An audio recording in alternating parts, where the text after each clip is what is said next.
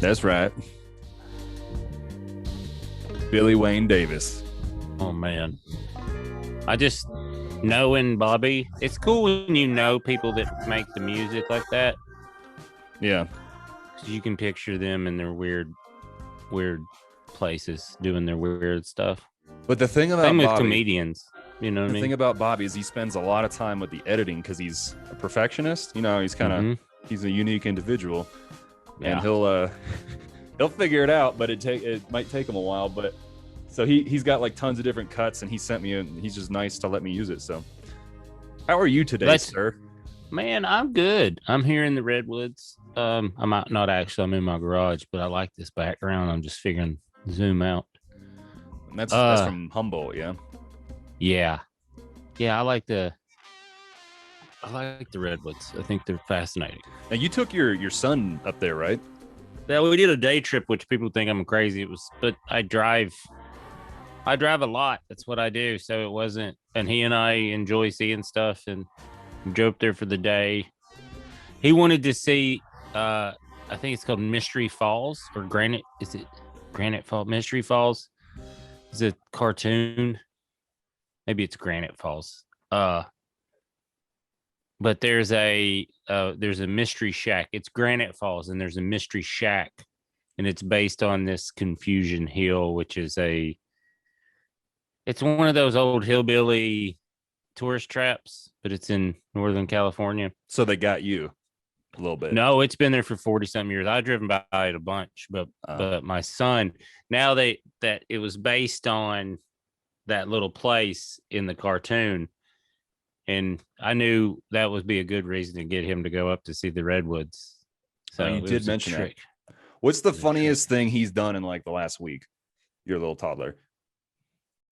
The toddler? Yeah. Man, he's funny. Because you took your older son to the redwoods, but your toddler, what's the funniest shit he's done lately? Well, he's like into headbutting a little bit. Like just me though. He does it to me like because I'll just be like, just kind of headbutt. He likes that. He went to daycare for the first time yesterday, and I think it was pretty funny. Like his nap time, I guess nap time at daycare is like an hour and a half before he naps. And all the other kids knew that, they're just out. And so it was like nap time. So I guess he was having fun for the first day, and then everyone fell asleep, and then we had to go get him because the lady was like, it wasn't bad. He was just like yelling, and we can't have him yelling during the, he was just more like, ah. And I was like, yeah, that makes sense. So, but then he slept so hard last night. It was funny. So he burned off all that energy. Oh, yeah. It was a big day. Probably a good lesson to remember, to burn off some energy and some emotion during the day. My older son did too. He slept in later than he had in a while too. So we went to Target. We had a big day yesterday. Had a whole big day. Nice. For everybody. Yeah. How are you, sir? I'm not too shabby. Could be worse, could be better. I'm alive, walking decently. Went on a walk this morning. Yeah, it's always a treat living this life, and I appreciate you doing this, and I appreciate getting to know you because we met through Sturgill, because I went on tour with him, and you've toured with him in different eras of his career, and then you and I have been getting along. But you're going to start touring a little bit here soon, aren't you? Yeah, I did a couple dates here and there, and we're getting it back going. I mean, I'd be lying if I said I wasn't excited about it, but like I enjoy it. I think I enjoy it for different reasons now that we had to take a break. So that's kind of exciting. Do you know what I mean? In my observation, and I think I put you in this category of being an artist, is like, I know Sturgill and I know Miles and Bobby and Chuck and all them, and they're artists. And when an artist can't do the thing that allows them to express their soul, then they get disgruntled, and all of them are hurting with the COVID thing because the music industry is probably going to be on a greater delay than even like the comedy industry. But has it been painful for you to not do what your art is? No. No, uh, because what we do stand up wise can be so toxic. Mm. Uh, and why we do it gets confused. That I was already kind of, and I don't mean like, I do think that the quarantine helped me more than it hurt me, spiritually, emotionally, physically, all of it, financially. Hmm. I didn't make more money during the quarantine than I normally do, but it was like, I didn't spend as much. So there was like, you know what I mean? Yeah. So there were like these, I have balance for the first time in my adult life because I'm not traveling everywhere all the time and trying to figure out what this career is, which is the hard part of the first, I would say, 10 to 15 years of doing stand up and then being in comedy, period. Unless you're, some weird phenom or you've got some nepotism. And I don't mean that nepotism in a negative way. I just mean like you're familiar with how the thing works and how the thing, and I wasn't. Yeah. And then also trying to, like you said, be an artist more than an entertainer from the get-go. I was kind of aware that it was going to be a longer path, if that So makes sense. how's that paradigm work if that's how you approach it? Entertainment versus being an artist in Well, that job. it's being transparent about why you're doing what you're doing is what I found the easiest way to navigate all that, is be like, oh yeah, like I'll still go on commercial auditions because if you get a good commercial, it can make, you know, it's a day's work that can pay a bunch of fucking mailbox money. Yeah. And then you can take more risk in your stand up because you don't have to worry about getting fired or what all that stuff. Like, so there is this weird balance where as long as you're honest about what you're doing and why you're doing it, I think you can traverse those waters pretty easily, Yeah. and if you make enough being an artist, you don't have to do the other stuff. Yeah. So, Did you have any challenge of like defining that early on, or did you have to, like, how long did it take to figure that out, or was that like your approach from the beginning? Were you like, I want to do this like an artist, and then you got to implement it, and then did you have the growing pains, or was it, how'd that oh, work? for sure. Well, I don't know if I knew I wanted, if I even knew that it was like a conscious choice to be an artist. I think it was just there, that it was like the fight I had was like understanding the difference between, in the beginning when you're in your early 20s, I'd be a liar to be like, if I said that, uh I didn't want to, if I wasn't doing it on some level to like be cool and be awesome, you know Yeah. what I mean? And like get, and live a cool life and all that. But then it's not glamorous. So you have to either love it and understand what it is, and or you're like, oh, this is, and they're like, some people get a little taste of fame or money, and that's all they really wanted out of it. So Mm. that's what they end up chasing their whole life, which is, It's kind of like Twitter, and then yeah, you it just is. say shit, and then you get the response, you get the validation for whatever you say, even if you don't believe it, or if it's just whatever, and then that perpetuates until you keep getting more followers, and you get almost like an echo chamber in a Oh, sense. well, I think that's why, yeah. I mean, I was blessed for sure touring with people and seeing fame, up close, and what it really is Yeah. and what it can be and what it also can be if you let it, and what you can do when you use it, and how you actually get it. And I saw all those things. So fame wasn't what I was like, oh, I don't really want that. Yeah. That's not cool. Okay. Is that, because my next question was like, what's the difference between being an artist and being an entertainer within the realm of comedy? Like, what does that actually mean for any of us that aren't in it?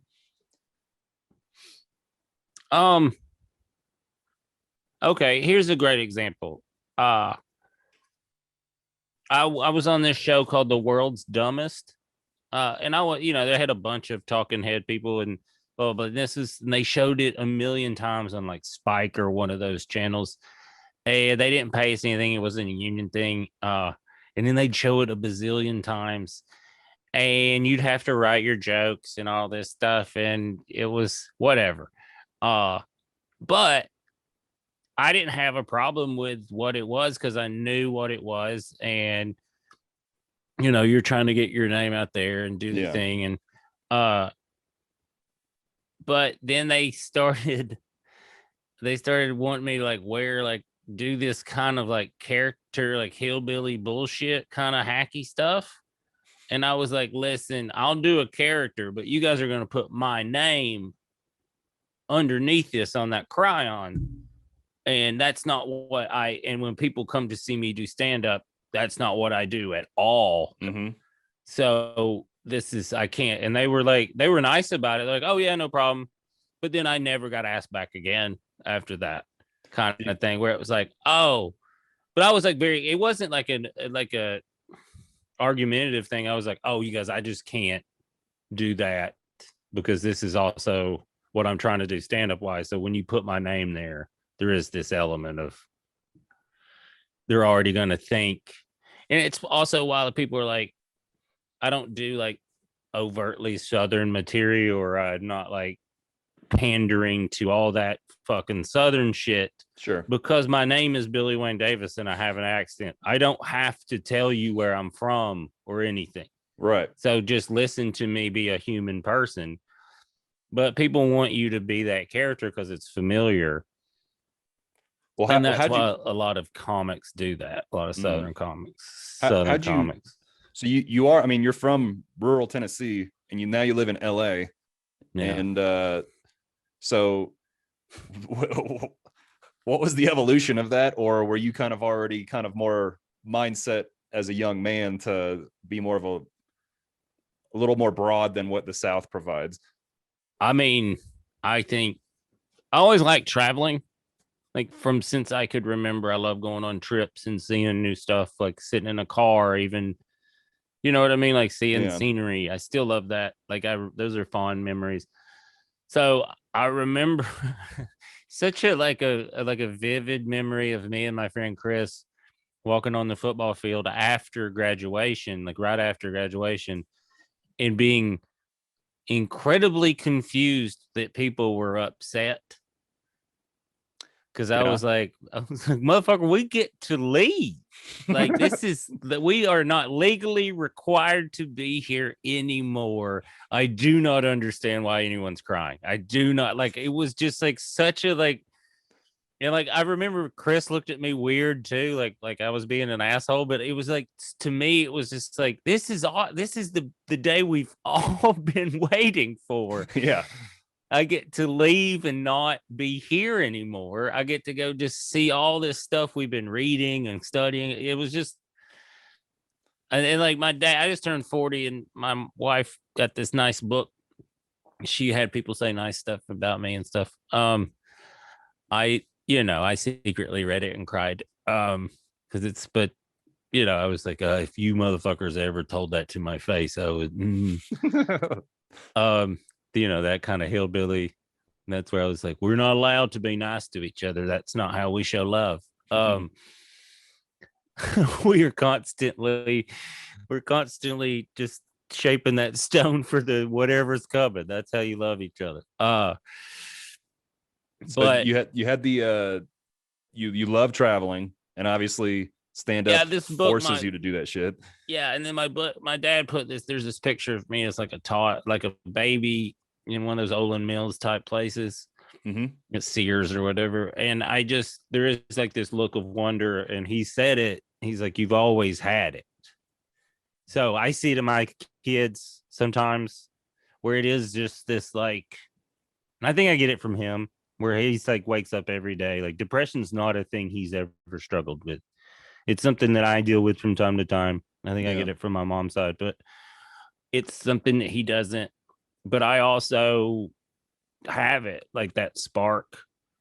I can go down. I think the artist in me can go down the other side because I'm also a sensitive person to a certain degree. It's the right brain, left brain thing. Yeah. I'm They blessed with. call that the noetic quality in general when in children, but maintaining that as an adult is useful. The noetic quality is like encountering things like they're new. And that's kind of what mindfulness does, is that it puts you in the present, and so you're just being aware of what's happening. But the noetic quality, It is all new. you've correct. And then the if nobody knows what we're talking about, but they've done psychedelics, that's the noetic quality is a huge part of psychedelics, because you might look at like the texture of your wall and be like, man, look at that. I never paid attention to what the exterior of my house looks like on the side. Like, and you just like are fascinated by how the light glances off things. And obviously you don't need psychedelics to do that, but it's interesting you mentioned the wonder, because as kids, there's the wonder with everything. You're, if you run around with your toddler, I'm sure you have stories. And then, so do you think you maintain that noetic quality, like Yeah. into now? Yeah. And so when you, No, I think I do this morning. Like it's like when I go on runs, like I'll take a left sometimes because I've never been like there's this like I was just thinking like when we first moved here, I used to drive Aaron crazy. That's my wife. Because I wouldn't use our GPS to get back places. And she'd be like, Mhm. what is wrong with you? And I'm like, well, I'm just gonna learn. It's just there was like they're all and here's the thing, that's LA is not a great place to do. It is a great place to do that, but it's also a lot of geography. It's not a grid system. So you're not like, well, we'll just find our way back. Like, we've been gone an hour. And you're like, yeah, but we went up two mountains that I didn't know existed, two hills we saw. And she's like, kind of, but I'd also like to be home. Yeah, you have to learn how to terrain associate. Then it's a little easier out here when you have a giant mountain to be like, oh, that's south. I'm so good at it now because of that. Yeah. Yeah. So when It's you show up to a new city, or any city, not a new one, because you've been to a lot of cities now. When you show up to a city to do a show, like how do you approach getting there leading into the show? uh I mean, I still have like these things I do. Uh no matter if I've never been to the city or that even if I've been to the city, if it's a place I've never performed at before, uh, no matter what time I get there, like even if it's like 8 or 9 in the morning, like I've took a red eye or an early flight, Yeah. I'll go by the club or the venue just to see it, just to know where it's at. Yeah. Uh, and then then I'll go check it or whatever. But I do need to know where that venue's at in comparison to where I'm at or wherever, because that is the whole reason I'm there. And then I can relax and go wander around the city or whatever because I know where the thing is in Yeah. relation to where I'm going to be at any given time, and I know how far. And that's uh those are tricks you learn along the way to give yourself certain freedoms. Yeah. So Are there specific things you explore when you go to different places, or is it more of what that place has to offer? it is always I let the place dictate it Yeah. because it's so different. Like, like there's certain things, certain tales, like I like history, but I also like geography and weather and like those things and climate will tell more about a city than anything. And then you can go into be like, well, that's why the buildings are built like this, and then they're next to a river, and that's why their industries this, and this, and this. So the people are going to be kind of leaning towards this, and this, and this. And that is how I've always kind of whether I was consciously approaching it like that or not. It's just the way I like traveling in places. So I think it lended itself to me uh doing stand up and like being anonymous doing stand up. It sounds like that you almost have the ability to make observations and kind of understand people of different areas. Would you say that? I mean, you're very easy to get along with, and you've been around a lot of different types of people. So Do you think that that whole cascade you just described would be like you can kind of get an idea of the people before you actually are interacting with them at the show?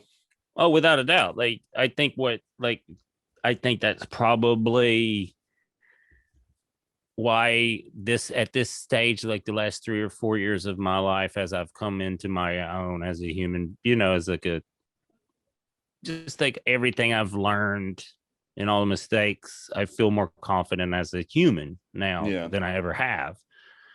And some of that had like why I've been reading about special forces stuff. I think a lot of it's like I relate to it on a like this core level.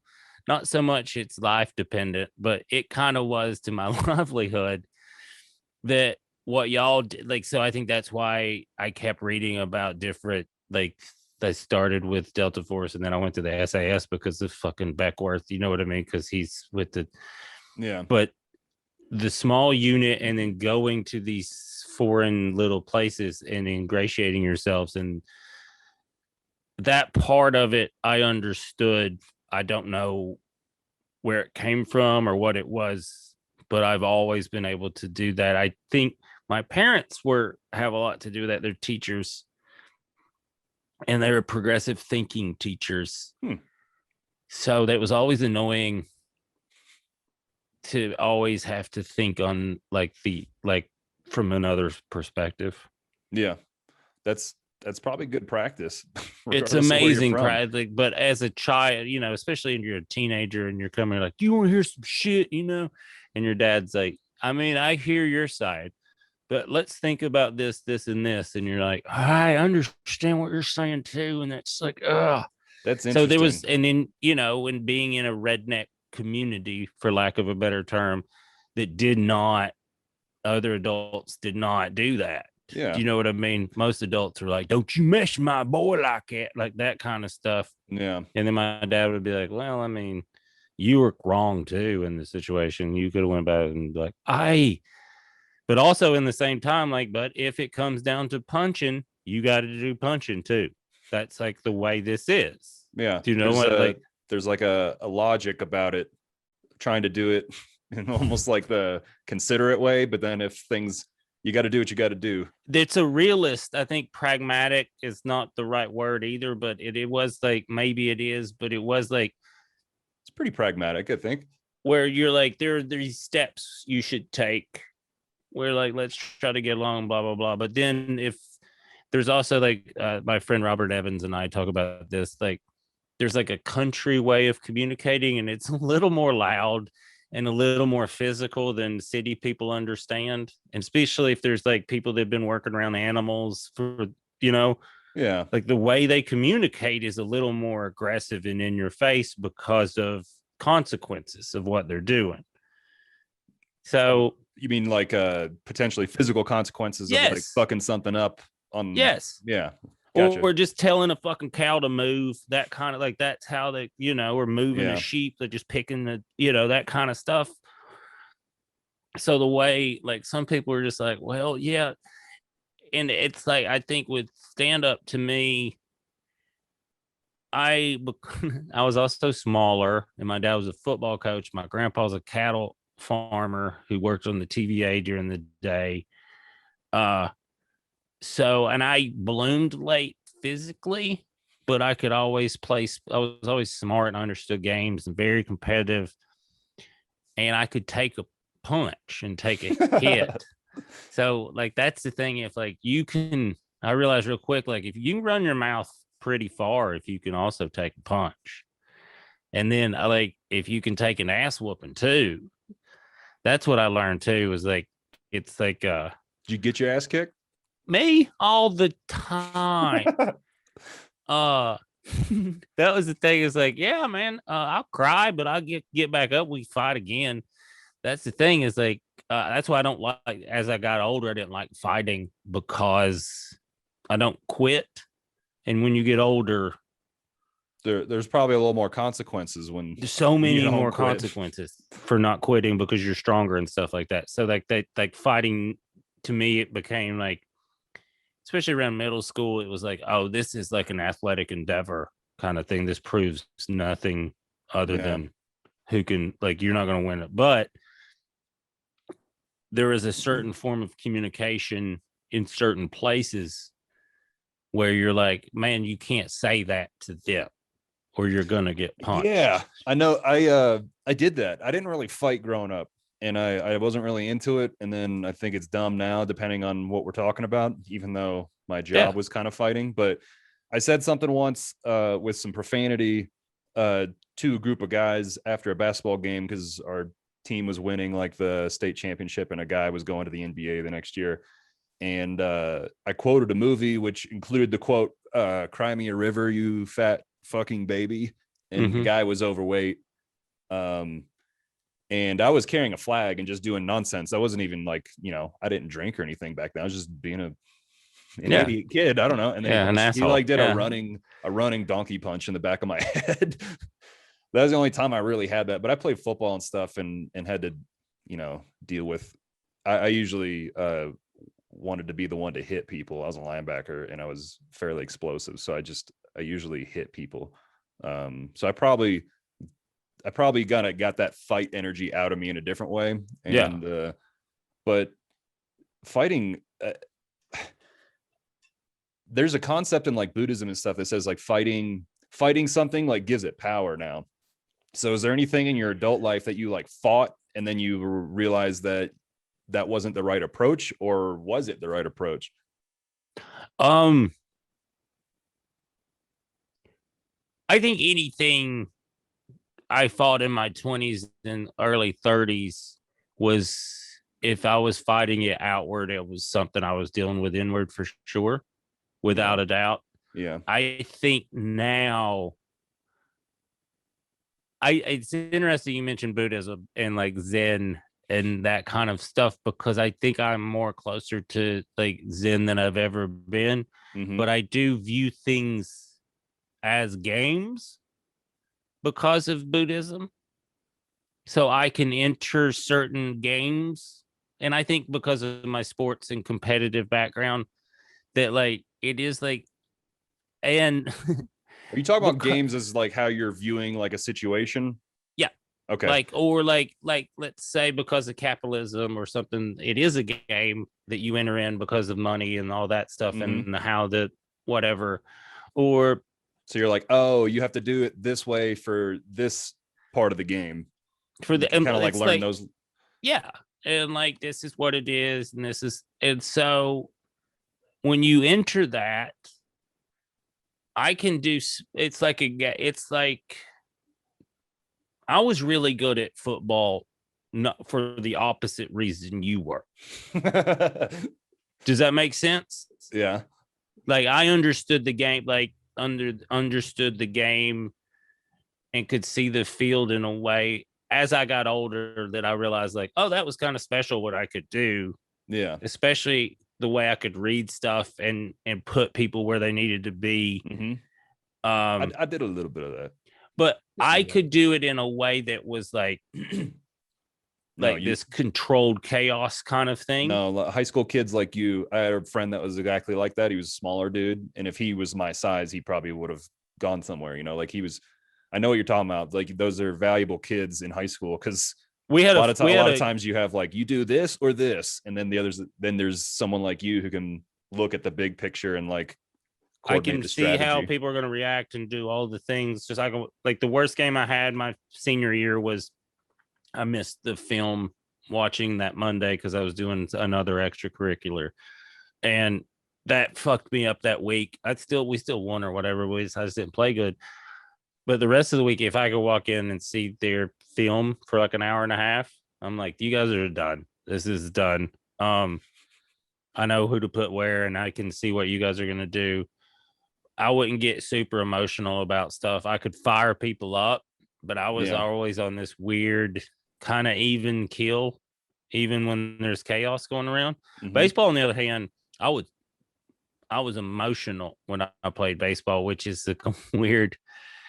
Whereas like the opposite for most people, but I was playing with a bunch of guys that didn't care as much as I did. So You talking about in I college or? No, college was a different story. I played with some dudes that cared in a way that I still don't understand. But So I just wanted to win.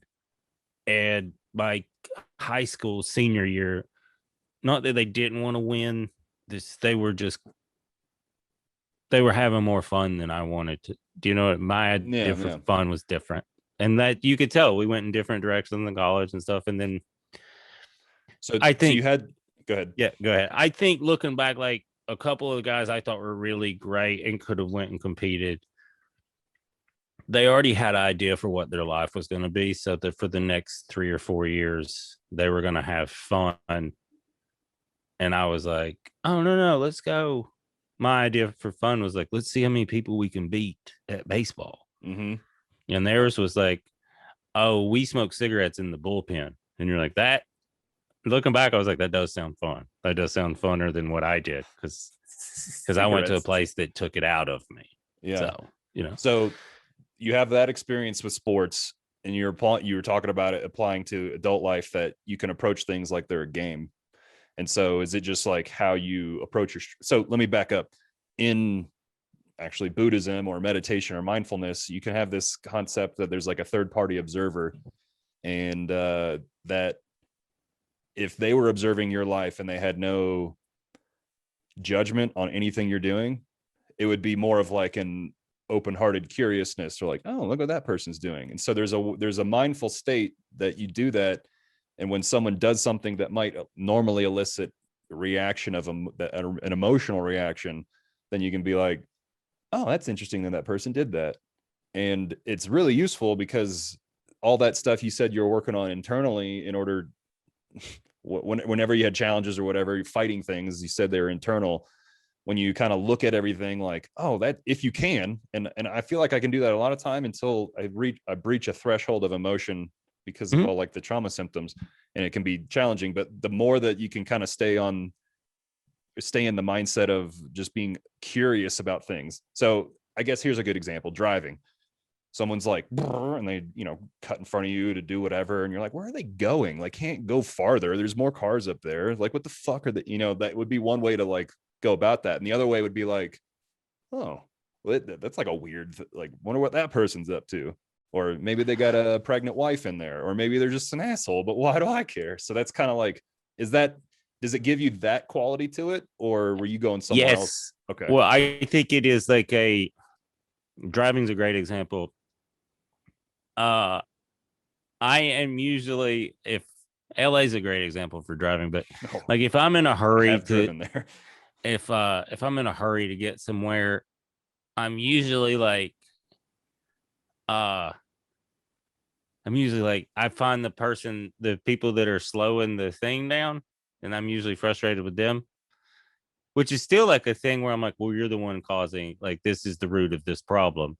So I'm like, it's not even like I'm frustrated with them. I'm like, well, you shouldn't be on the thing right now. You're causing this to happen.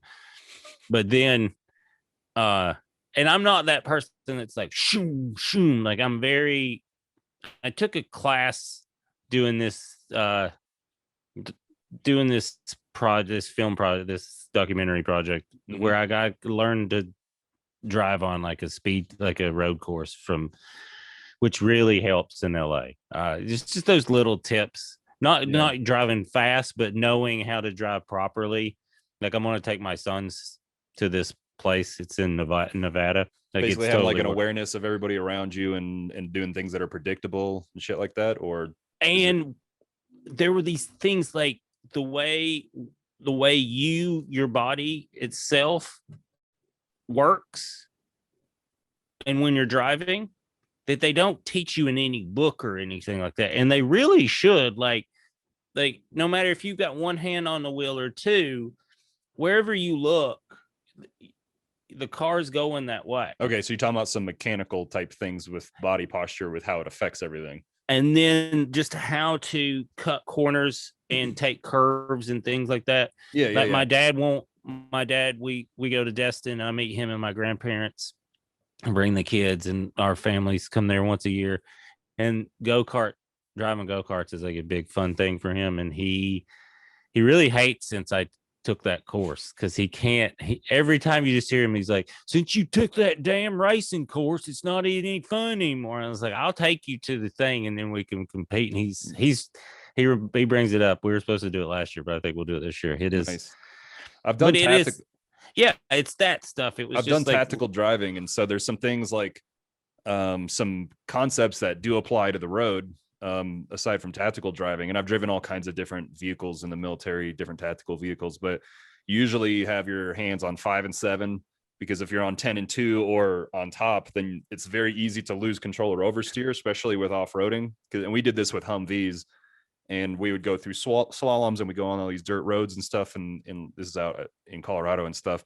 But you're always like looking ahead if you can to the curve. And then obviously that whole parabola type thing where you kind of approach it from the outside and then you cut it at the apex and then you go back to the outside of the lane, like all those things that can reduce the amount of, I guess, momentum going on in the vehicle, which also increases stability. But if you're in like a combat situation, that stuff matters. Because I've done shit where like I'm in the back of like a 2-ton truck or a Humvee at night or in daytime, or a helicopter where I'm like doing IVs and medicine for real, or like training.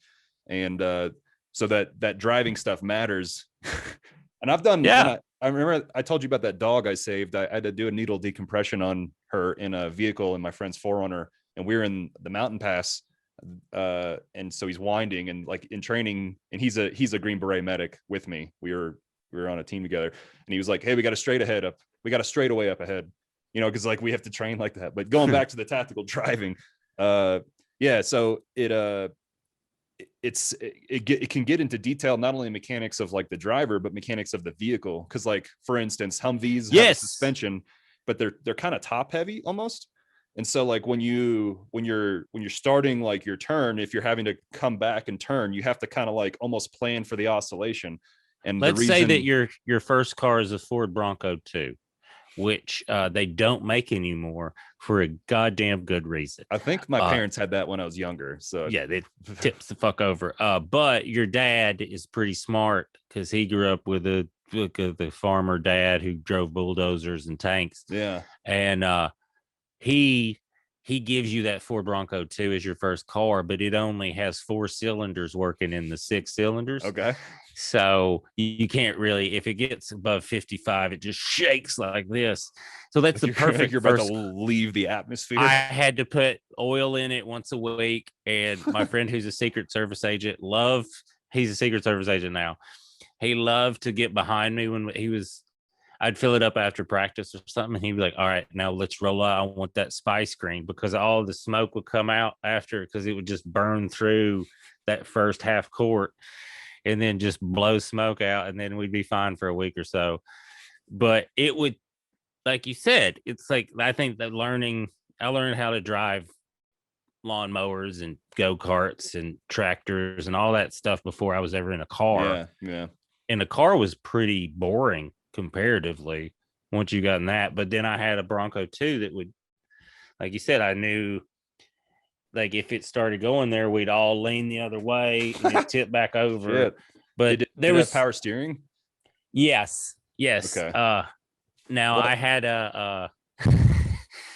a Ford Escape I got from my uncle, and he didn't do any of the recalls because whatever, they didn't affect him. But literally, I bought the thing from my dad, and I were driving back picked it up in Houston. We were driving back to LA, and about, I would say 30 minutes west of San Antonio, the power steering went out. So we drove a 2009 Ford Escape hybrid from San Antonio, Texas to Los Angeles with no power steering, which honestly, you don't need it on the highway. Right. You have to be moving. So one time when you want to get gas or anything, I know what you mean, because I was out at a range at Fort Carson. The ranges are like half an hour away, and you got to go through these dirt roads and shit where our SF ranges are.